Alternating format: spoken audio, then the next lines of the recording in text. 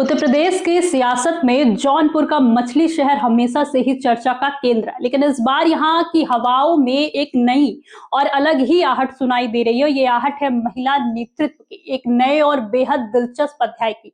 जहां अब तक हम इस क्षेत्र में सांसद प्रिया सरोज और विधायक रागिनी सोनकर की बात करते थे, वहीं अब एक और नया चेहरा पूरी सक्रियता के साथ राजनीति के पटल पर उभर आया है और वो नाम है परिजात सोनकर। आज के इस वीडियो में हम बात करेंगे कि कैसे मछली शहर में आयोजित एक भव्य कार्यक्रम ने यहाँ के सियासी समीकरणों को पूरी तरह हिलाकर रख दिया और क्यों ये सीट आने वाले समय में प्रदेश की सबसे दिलचस्प चुनावी सीटों में से एक हो सकती है। दरअसल हाल ही में मछली शहर में आयोजित महिला सशक्तिकरण सम्मेलन ने पूरे जिले के सियासी गलियारों में हलचल पैदा कर दी।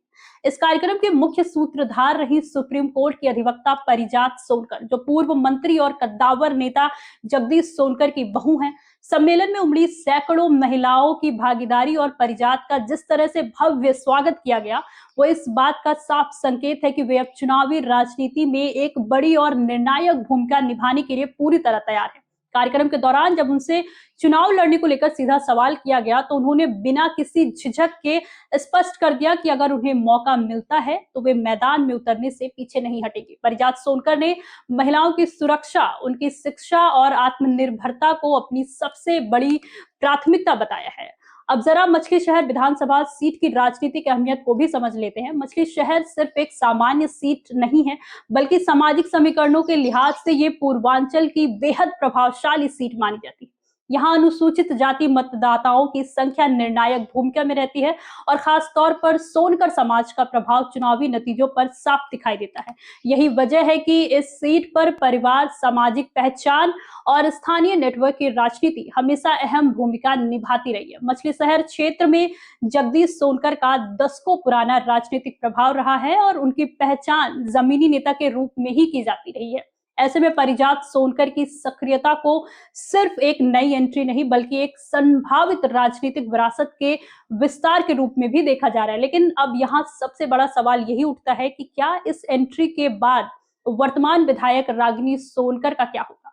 मछली शहर विधानसभा सीट फिलहाल समाजवादी पार्टी का मजबूत किला मानी जाती है और रागिनी सोनकर यहाँ की एक प्रभावशाली चेहरों में से एक है। ऐसे में परिजात सोनकर की इस नई और तेज सक्रियता ने यहाँ सोनकर बनाम सोनकर की एक अनोखी और दिलचस्प सियासी लड़ाई की नींव रख दी है।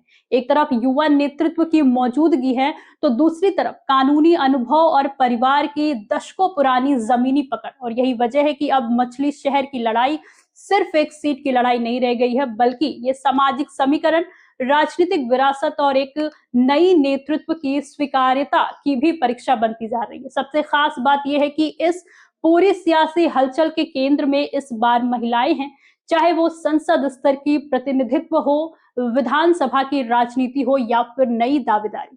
मछली शहर में महिला नेतृत्व लगातार मजबूत होती दिखाई दे रही है। ये बदलाव आने वाले चुनावों में बड़ा असर डाल सकता है।